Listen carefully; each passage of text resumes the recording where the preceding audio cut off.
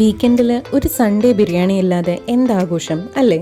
ഇത്തവണ ഒരു സുർബിയൻ ബിരിയാണി ഉണ്ടാക്കാം. ആദ്യം തന്നെ ഒരു മസാല തയ്യാറാക്കാം.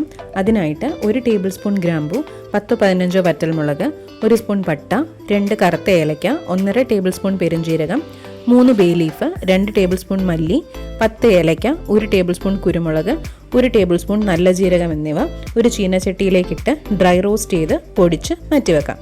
ഇനി ഒരു പാനിൽ 2 കപ്പ് വെജിറ്റബിൾ ഓയിൽ ഒഴിച്ച് ചൂടാകുമ്പോൾ അതിലേക്ക് 7 സവാള തിന്നായിട്ട് അരിഞ്ഞതും ചേർത്ത് ഗോൾഡൻ ബ്രൗൺ നിറമാകുന്നത് വരെ വഴറ്റി കൊടുക്കണം. ഇളക്കി വഴറ്റി കൊടുത്ത് ഈ ഒരു പരുവമാകുമ്പോഴത്തേക്കിനും കോരി മാറ്റിവെക്കാം. ഇനി ഈ സവാള വറുത്ത എണ്ണയിൽ നിന്നും പകുതി എടുത്ത് മാറ്റിയതിന് ശേഷം ബാക്കിയുള്ള എണ്ണയിൽ കഴുകി വൃത്തിയാക്കി വെച്ചിരിക്കുന്ന 1 കിലോ ചിക്കൻ പീസസ് ഇട്ടുകൊടുത്ത് ഹൈ ഫ്ലെയിമിൽ 5 മിനിറ്റിൽ ഒന്ന് ഇളക്കി കൊടുക്കാം. ഇനി ചിക്കനിലേക്ക് ആവശ്യമായ ഉപ്പും 1 ടേബിൾ സ്പൂണ് കുരുമുളക് ചതച്ചതും കൂടെ ചേർത്ത് ഇളക്കി ചേർക്കാം. ഇനി പൊടികളായിട്ട് 1 ടീസ്പൂൺ മഞ്ഞൾപ്പൊടിയും, 1.5 ടീസ്പൂൺ മുളക് പൊടിയും, 1 ടീസ്പൂൺ മല്ലിപ്പൊടിയും, 1/2 ടീസ്പൂണ് നല്ല ജീരകം സാദാ ജീരകം പൊടിച്ചതും, 1.5 ടീസ്പൂണ് നമ്മൾ ആദ്യമേ പൊടിച്ചു വെച്ചിരിക്കുന്ന മസാലയില്ലേ അതിൽ നിന്നും ഒരു 1.5 ടീസ്പൂൺ മസാലയും കൂടെ ചേർത്ത് ഇളക്കി യോജിപ്പിക്കാം. നല്ലോണം ഇളക്കി ചേർക്കാം. ഇനി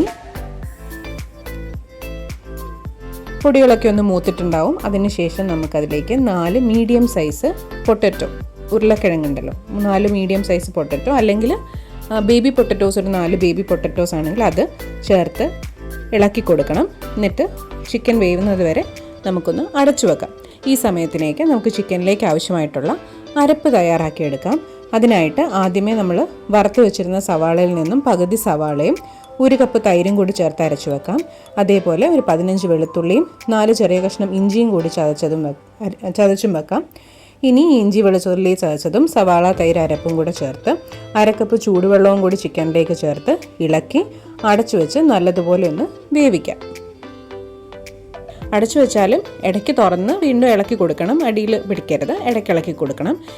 ഇനി റൈസ് തയ്യാറാക്കാനായിട്ട് ഒരു പാത്രത്തിൽ വെള്ളമൊഴിച്ച് അതിലേക്ക് 2 കഷ്ണം പട്ട, 4 ഗ്രാമ്പു, 4 ഏലക്ക, 1 ബേ ലീഫ്, 1 ഉണങ്ങിയ നാരങ്ങ, ഉപ്പ്, 1 ടീസ്പൂണ് നമ്മൾ ആദ്യമേ വറുത്ത് വെച്ച എണ്ണയിൽ നിന്നും 1 ടീസ്പൂൺ എണ്ണയും ചേർത്ത് ഇളക്കി കൊടുക്കണം. ഇനി വെള്ളം തിളയ്ക്കുമ്പോൾ അതിലേക്ക് 3 കപ്പ് ബസ്മതി റൈസ്, അത് കഴുകി 1 മണിക്കൂർ കുതിർത്ത് വാരി വെച്ചതായിരുന്നു, അതും കൂടെ ചേർത്ത് ഇളക്കി ചോറ് ഒരു 80% വേവായി കഴിഞ്ഞ് കഴിഞ്ഞാൽ അത് നമുക്കൊരു അരിപ്പയിലേക്ക് മാറ്റി വെള്ളം സ്ട്രെയിൻ ചെയ്യാനായിട്ട് വെക്കാം.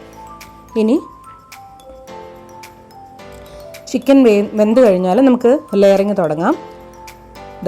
ഇപ്പോൾ ചിക്കന് നന്നായിട്ട് വെന്തിട്ടുണ്ട്. ഈ ചിക്കൻ ഗ്രേവിയുടെ മുകളിലേക്ക് നല്ലൊരു ലെയർ നമ്മൾ ഊറ്റി വെച്ചിരിക്കുന്ന റൈസ് ആഡ് ചെയ്ത് കൊടുക്കണം. എന്നിട്ട് അതിന് മീതെ നേരത്തെ പകുതി മാറ്റി വെച്ചിരിക്കുന്ന വറുത്ത സവാളയിൽ നിന്നും കുറച്ച് സവാളയും അല്പം മല്ലിയില അരിഞ്ഞതും കശുവണ്ടി വറുത്തതും ആഡ് ചെയ്യാം.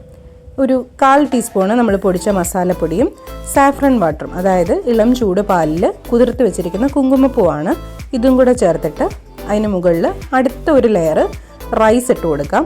ഇനി വീണ്ടും ഈ സവാളയും മല്ലിയിലയും കശുവണ്ടിയും മസാലപ്പൊടിയും സാഫ്രൺ വാട്ടറും കൂടെ ചേർത്ത് ലോ ഫ്ലെയിമിൽ ഒരു 5 മിനിറ്റ് നമുക്കിത് അടച്ചു വെക്കാം.